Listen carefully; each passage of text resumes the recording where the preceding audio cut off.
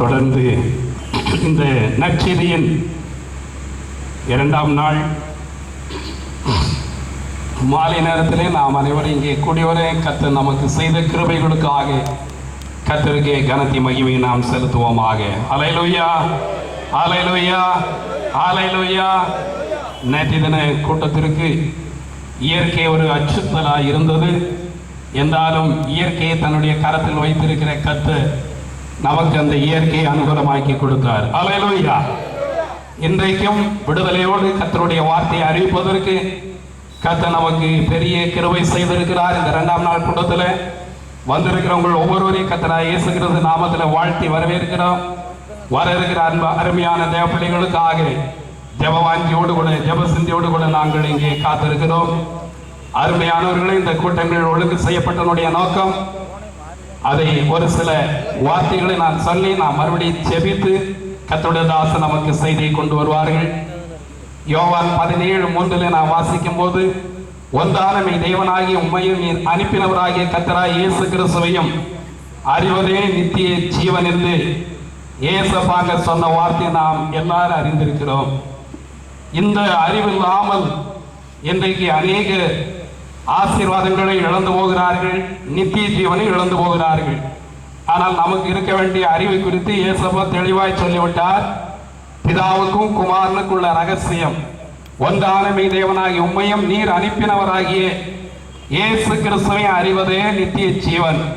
பிதாவுக்கும் குமாரனுக்குள்ள ரகசியத்தை அறிந்து கொள்வதில் நித்தியமான வாழ்க்கைக்கு அவர் ஒரு பெரிய ஆசீர்வாதத்தை ஏற்படுத்தி இருக்கிறார். இந்த அறிவில்லாதவர்கள் இந்த ஆசீர்வாதத்தை இழந்து போகிறார்கள். அருமையானவர்களை, இன்று அநேகருடைய பாரம்பரியம் அவருடைய கண்களை குருடாக்கி கொண்டிருக்கிறது. இந்த கூட்டங்களின் நோக்கம் என்னவென்றால் அவருடைய கண்களை திறப்பது, கர்த்தருடைய வார்த்தையாகிய அறிவுக்கோள் மூலமாக அவருடைய மனக்கண்களை திறப்பதுதான்.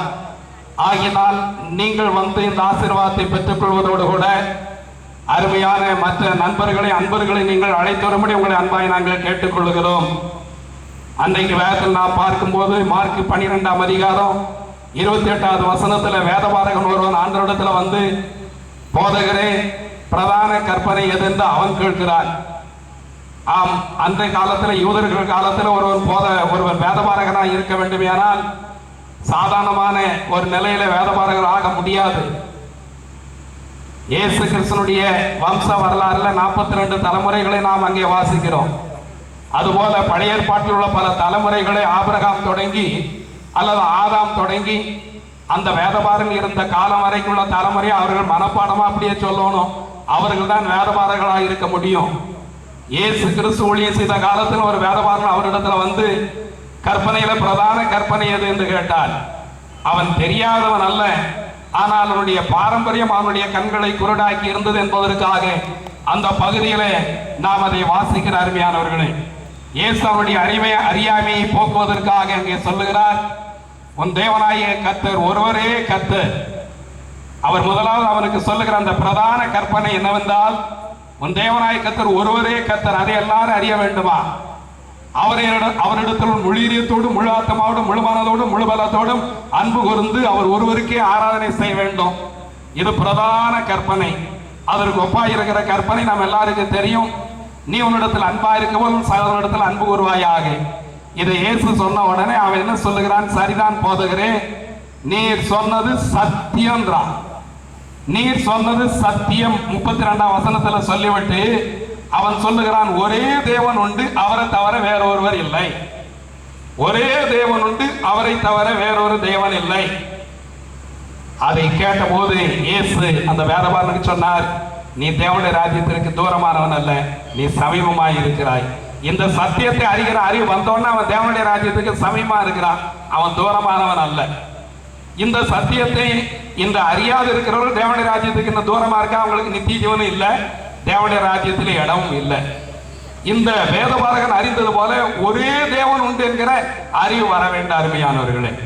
வேதத்தில் இன்னொரு பகுதியில் நாம் பார்க்கும்போது, ஒரு மனிதன் தெரியாதவனாக ஒன்றும் அறியாதவனாக பரிசுத்தவான்களை கொடுமைப்படுத்துவதற்கு தமஸ்கு பட்டணத்தில் புறப்பட்டு போகிறார். அவனுடைய பக்தி வைராக்கியம் யெகோவா தான் தேவன் என்பதை அவன் அறிந்த அந்த பக்தி வைராக்கியத்தில் இயேசுவின் நாமத்தை சொல்லுகிற எல்லா கூட்டத்தையும் அழிப்பதற்காக ஆவேசத்தோடு புறப்பட்டு போறான். காரணம் அவனுக்கு இது தெரியல. அவன் பக்திக்குரியவன் தான், ஆனா அறிவுக்கேற்ற பக்தி அவனுக்கு இருக்கவில்லை. அருமையான வைராக்கியம் உள்ளவன் தான், ஆனா உண்மையான வைராக்கியம் அவனுக்கு இல்லை.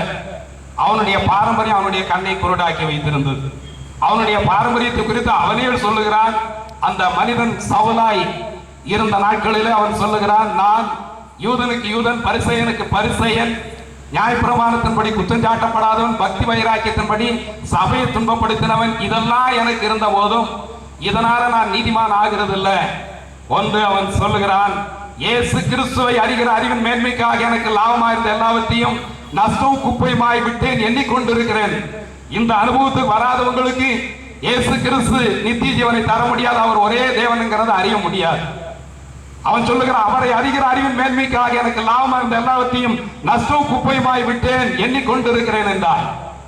அன்றைக்கு அவன் 318 கோடிக்கு சொந்தக்காரன். ஒரு பெரிய கப்பல் கோடீஸ்வரனுடைய மகனாக பிறந்தவன், தர்சு பட்டணத்தால் பிறந்தவன். ஆனால் இந்த உண்மை அறிய வரைக்கும் அவனுடைய கண்கள் குருடாக இருந்தது, அறியாமல் இருந்தது. இன்னைக்கு கிறிஸ்துவனுடைய நிலைமை, நிறைய பேருடைய நிலைமை தான் இருக்கு.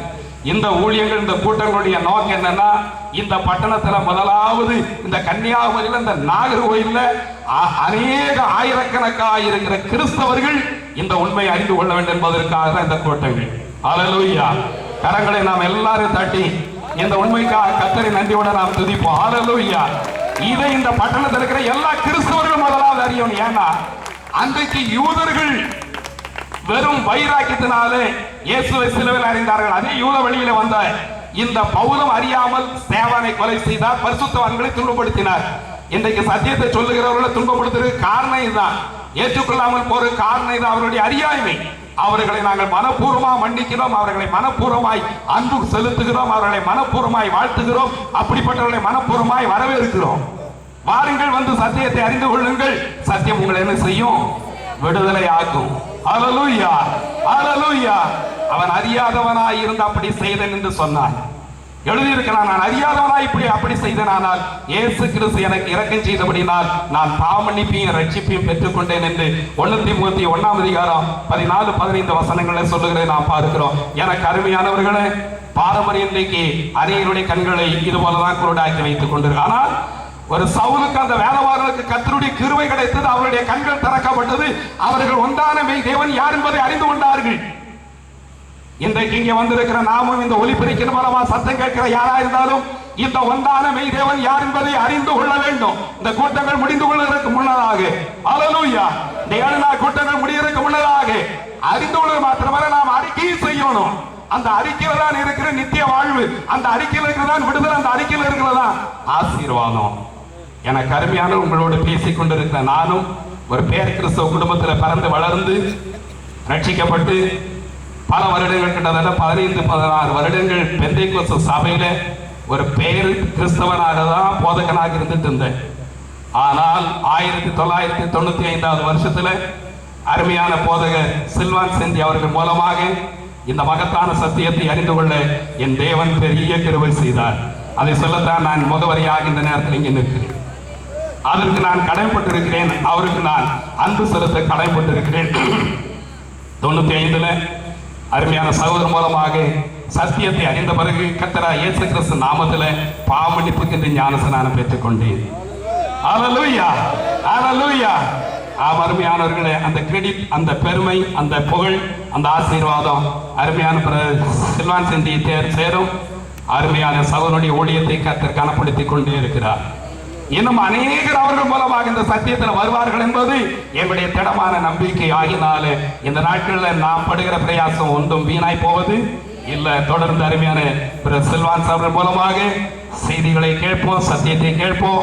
அருமையானவர்களே, நம்முடைய கண்கள் திறக்கப்பட்டவர்களாக நித்திய ஜீவனை செலுத்திக் கொள்வோம். கர்த்தர் நம்மை ஆசீர்வதிப்பார். அருமையான சில்வான் சார், இப்பொழுது நாம் ஜெபிப்போம். நாம் கேட்க இருக்கிறதான விரிவான விவரமான செய்திக்காக நாம் ஜெபிப்போம். அருமையானவர்களே, ஹல்லேலூயா, ஹல்லேலூயா. எல்லாரும் இருந்த வண்ணமாக நம்முடைய இருதயத்தை கர்த்தருடைய கரத்திலே கொடுப்போம்.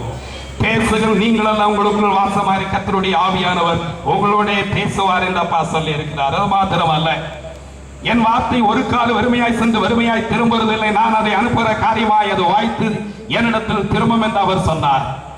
ஆம், பூமியின் மேலே மழை பெய்து பூமியானது பயிரிடுகிறவனுக்கு அதற்குரிய பலனை கொடுக்கிறது போல கர்த்தருடைய வார்த்தை, ஆம் அருமையானவர்களே, அது பெரிய பலனை நமக்கும் கர்த்தருக்கும் கொண்டு வருகிறதாக அந்த வார்த்தைகள் சொல்லுகிறது. அப்படி இந்த நாளிலும் ஜீவனுள்ள தேவன் வார்த்தை அனுப்பும் போது வார்த்தை கேட்கிறவர்கள் தயவு செய்து உங்களுடைய இருதயங்களை கர்த்தருடைய வார்த்தைக்கு ஒப்புக் கொடுங்கள். அன்றைக்கு லீதியாள் கர்த்தருடைய வார்த்தை கேட்பதற்கு அவருடைய இருதயம் திறந்திருந்தது. கர்த்தர் லீதியாளுடைய இருதயத்தை திறந்தார். கர்த்தருடைய வார்த்தை அவளுடைய வீட்டார் அனைவரையும் ரட்சித்தது. அவர்கள் பெரிய பாக்கியத்தை பெற்றுக் கொண்டார்கள். அருமையானவர்களே, அம்மாவும் சீசர்களோட கர்த்தருடைய வார்த்தை வந்தபோது இயேசு அவர்களோட பேசின போது அவருடைய இருதயம் கொழுந்து விட்டு எரிந்தது. அதே கிரியை இன்றைக்கு செய்ய ஜீவனுள்ள தேவன் நம் நடுவில் இந்த மைதானத்தில் அசைவாடி கொண்டிருக்கிறார். அவர் நாம் நினைக்கிறதுக்கு எதிர்பார்க்கிறதுக்கு மேலாக விரும்புவதற்கு மேலாக பெரிய காரியங்களை நமக்காக செய்கிறார். நம்முடைய குடும்பங்களுக்காக, தேசத்துக்காக அவர் செய்து கொண்டிருக்கிறார். இனியும் செய்வார் என்று அவர் சொல்லுகிறார். நாம் ஜெபிப்போம். அல்லேலூயா. இயேசுவே, எங்கள் அன்பின் தகப்பனே, தர்மியான நற்செய்தியின் கூட்டங்களுக்காக மறுபடியும் நன்றியோடு துதிக்கிறப்பா. 7 நாள் கூட்டங்கள் இந்த தேசத்தின் ஆசீர்வாதத்திற்காக ஒழுங்கு செய்வதற்கு நீர் எல்லா கிருபைகளையும் அருளி இருக்கிறீர். அதை நினைத்தோம் நன்றியோடு துதிக்கிறோம், சோதரிக்கிறோம்.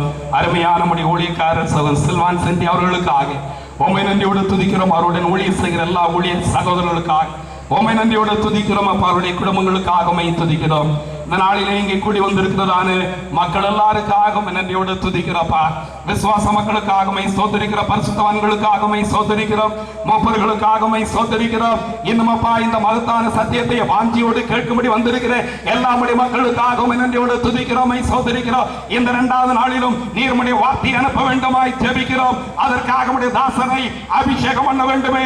உம்முடைய விசேஷமான அக்கினியினால அபிஷேகம் பண்ணுவீராக. நீர் பேச வேண்டும். உம்முடைய வார்த்தை, சத்தத்தை தேசம் கேட்க வேண்டுமாய் ஜெபிக்கிறோம். இன்றும் அநேக சபைகளையும், அநேக ஜனங்களையும், அநேக கிறிஸ்தவர்களுடைய பாரம்பரியம் அவருடைய கண்களை குருடாய் வைத்திருக்கிறாப்பா. நீர் அறிந்திருக்கிறீர். ஆனாலும் அவர்கள் கண்கள் திறக்கப்பட வேண்டும் போது உம்முடைய திருவிழா சித்தமாய் இருக்கிறது. ஒரு சவுல் பவுலாய் மாறின போது இயேசு கிறிஸ்து அந்த யெகோவா என்று அவரை குறித்து சத்தியமாய் சாட்சி அறிவித்தது போல இந்த நாட்களிலே இயேசு கிறிஸ்துவே மெய்யான தேவன், நித்திய ஜீவன் என்கிற உண்மையை, சத்தியத்தை தேசம் அறிந்து கொள்ளும்படி, ஜனங்கள் அறிந்து கொள்ளும்படி இன்னைக்கு பலத்த காரியங்களை நீர் செய்ய வேண்டுமாய் ஜெபிக்கிறோம்.